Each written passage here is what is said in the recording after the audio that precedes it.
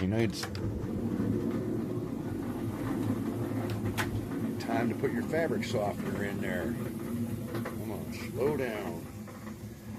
So yeah, I was watching this. I didn't know who Kylie Perkins was, and so I had to do a little research, and it's a motivational thing and social influencing. I'm a bad social influence, but so figured I'd try some good stuff here. So I'm in the laundry room over here. Got Rick and Morty up there. I painted that myself.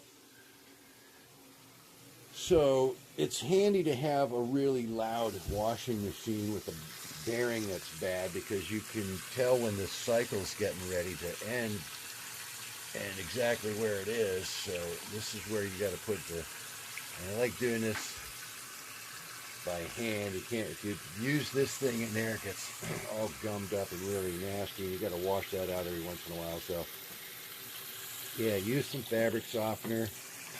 All right, so this is going to go through another very noisy cycle here for a few more minutes, and then it's going to drain out. And then when the noise stops again, you'll know it's done. So yeah, it's a good idea to have a washing machine that makes more noise than any heavy machinery that might be operating in the area.